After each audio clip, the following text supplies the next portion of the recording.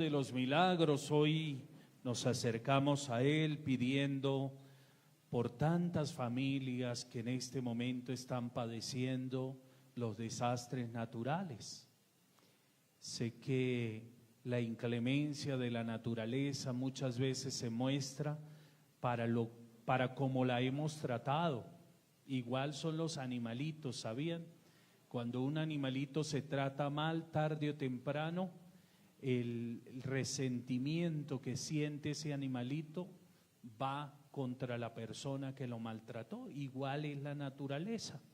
Y hoy pedimos por tantas familias del Chocó y de tantos lugares que han perdido todo, cultivos, han perdido hogares, y pedimos y oramos al Señor de los milagros.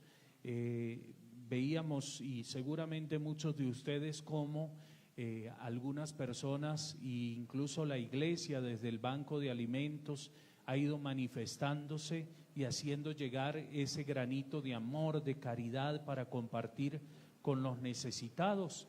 Y empieza un camino.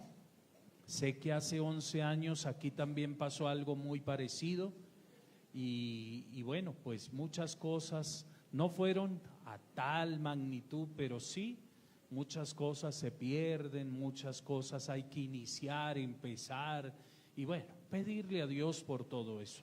Sin embargo, hoy la palabra de Dios nos invita a nosotros a ver esa gracia divina, porque en el Señor de los milagros hoy miramos no solo la muerte, porque lógicamente es un Cristo crucificado, sino vemos más allá de eso, la victoria sobre el pecado y sobre la muerte.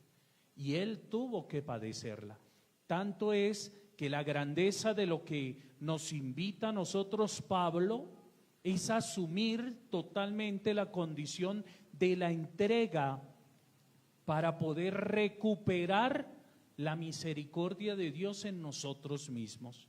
Pablo, en toda su experiencia de estando encarcelado, pudo escribir sus cartas, y esas cartas nos dicen a nosotros cómo fue un sentimiento espiritual, pero también humano. Vale destacar aquí el paréntesis, el corchete, el que desee confesarse.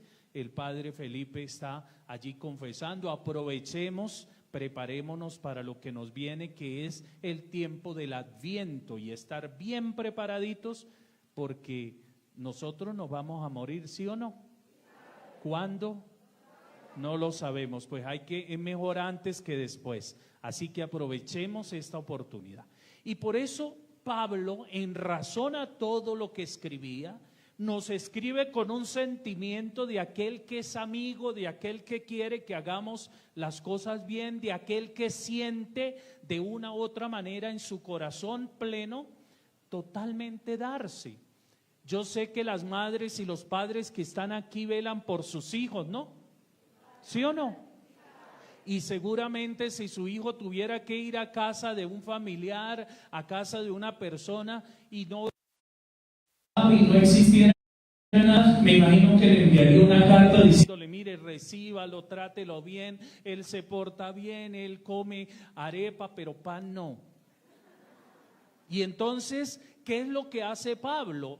Totalmente presentar a Filemón, a su hijo, totalmente, ¿para qué? Para que puedan de una u otra manera manifestar esa gracia y ese amor que se ha experimentado a través de lo que se ha vivido.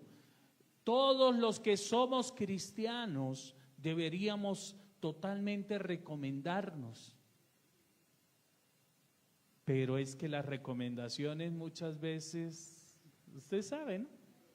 Ay, mire, padre, recomiéndeme una persona para que trabaje en tal parte. Mire usted, ay, padre, usted que conoce tanta gente. Y uno se queda así. ¿Usted sabe por qué, no?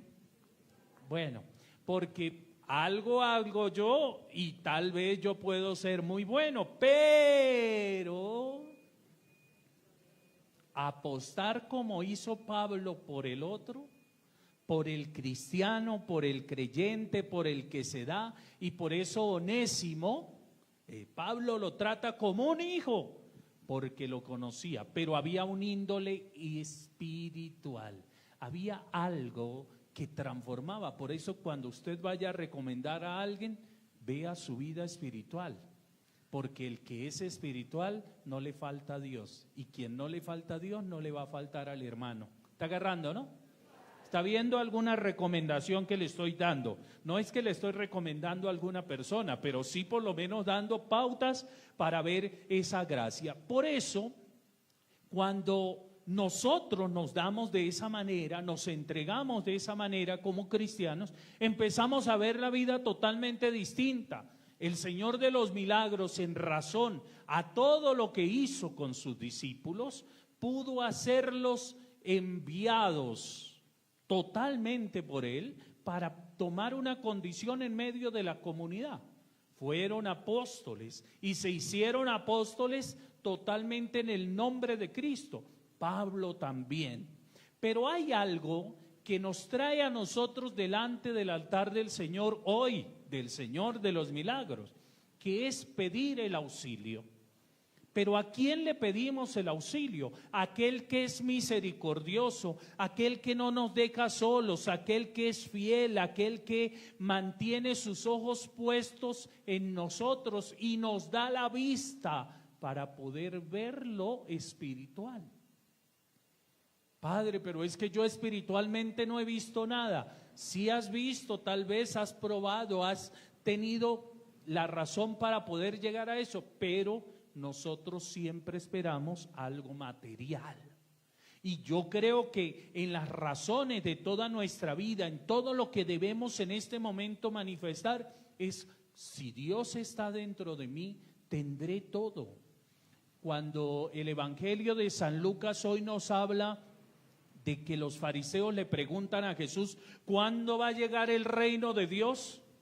Y esa pregunta para muchos de nosotros seguramente, y bueno, tal vez no los que estamos aquí, pero sí los que están fuera y que no creen en Dios. Pero eso, Dios, ¿para qué? Pero eso, la Eucaristía, ¿para qué? Eso, ir a misa, aguantarnos allá, ¿para qué? Y entonces nos quedamos simplemente en una vida superficial, como los fariseos. Cada uno de nosotros tiene que pensar que el hecho de haber llegado aquí es buscar totalmente ir acercándonos a la realidad que nos compromete a nosotros, que es la vida espiritual. Todos los que estamos aquí tenemos alma y cuerpo, por eso somos personas. Pero todos los que estamos aquí tenemos el Espíritu, que fue esa gran razón, esa gran gracia recibida el día del bautismo. ¿La alimentamos? ¿Cómo?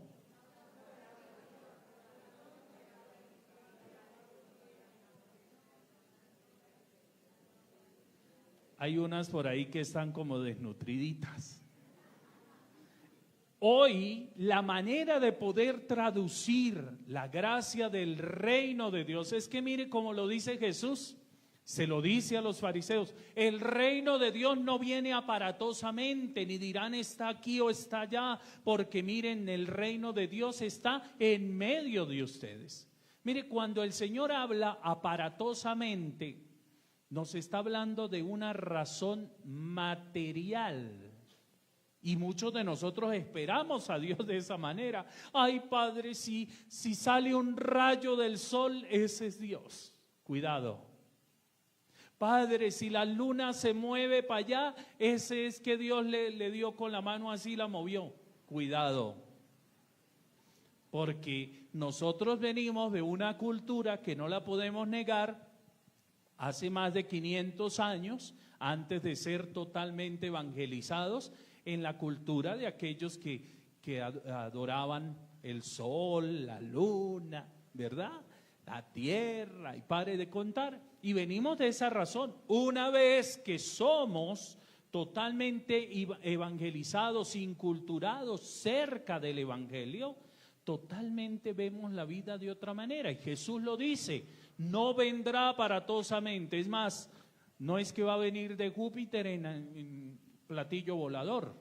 No, porque muchos dirían, abran un espacio que va a llegar el Dios de la vida, el reino de Dios. No, cuando Jesús habla de que está en medio de ustedes, es porque la razón que le quiere dar a los fariseos es la presencia real de un Dios que desde lo pequeño, desde lo insignificante, desde lo humilde, se hace parte de nuestra naturaleza humana. Por eso Jesús, cuando nació, ¿dónde fue que nació? En un pesebre, en una de las ciudades más pequeñas. Y que decían algunos, ¿qué pueden hacer allí? ¿Qué puede salir de ahí? ¿Ve? Y resultó siendo lo más grande y hermoso de nuestro sostén espiritual. Por eso Jesús no gastó más tiempo en los fariseos.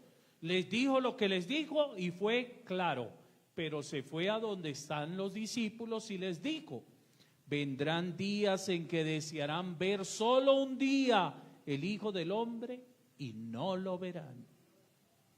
Ya empezó a esa cercanía plena del que se hace discípulo. Escuche, entonces se les dirá, está aquí o está allá. No vayan ni corran detrás, pues como el fulgor del relámpago brilla de un extremo al otro del cielo, así será el Hijo del Hombre en su día. ¿Cuánto dura un relámpago? ¿Qué tal, no? Eso es nada, no nos da ni tiempo de abrir los ojos. A veces, ¿qué pasó? Y abrimos los ojos y es así, una estrella fugaz, entró y salió al órbita y ya. Y muchos de nosotros seguramente pensamos que es que va a ser algo así como tan calmadito. No, el Señor cuando llega, llega. Y dice, pero primero es necesario que padezca y sea reprobado por la generación. Ahí está el resultado, la crucifixión. El padecer de Jesús totalmente en la acción de poder entender, es que Él está dentro de mí. A ver, muchos de los que estamos aquí hemos tenido problemas, levanten la mano. Padre, ¿y usted por qué levanta a las 2 si usted vive solo? Es que la esposa no es el problema suyo, ¿verdad, esposo? Ay. No, el que vive solo, el que vive acompañado, el que vive casado, el que vive con los papás, tiene problemas, todos tenemos problemas. Pero ojo, escuche bien, debemos aprovechar tal vez el sufrimiento, la enfermedad, el problema, aquella situación que se me presentó para acercarme más a Jesús, al Señor. Y yo creo que la razón de lo que venimos hoy a buscar es ese auxilio de Dios. Dios sabe lo que usted necesita. Tal vez usted me dice, Padre, yo necesito mucho, pero yo le puedo decir, sí, pues yo también. ¿Verdad? Y somos así, pero Dios sí sabe qué necesita. Es más, usted no le ha pedido a Dios y Dios ya le está concediendo lo que usted necesita. Y a veces no nos damos cuenta de esa realidad que Dios hace en nuestras propias vidas. Por eso, mis queridos hermanos, el reino de Dios está en medio de nosotros. Miren, cuando celebremos la Eucaristía, eso sí, métaselo usted aquí entre ceja y ceja. Oiga, entre ceja y ceja, métaselo usted bien. Escuche, cuando usted celebre la Eucaristía, es Cristo presente, real, con alma, cuerpo, sangre, divinidad, es decir, su todo en usted. Celébrelo, no se distraiga. A veces venimos a la misa y terminamos distrayéndonos por otra cosa y pensando otra cosa y haciendo o hablando con el otro. No, viva este momento. ¿Saben por qué? Porque cuando usted, que me dijo que se iba a ir para el cielo, ¿sí o no? ¿Sí quiere ir al cielo?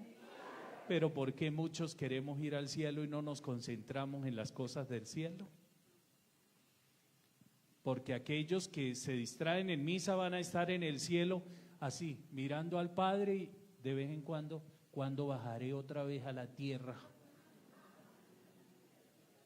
Oiga bien, quien contemple a Dios, que lo contemple con su vista, pero sobre todo espiritualmente.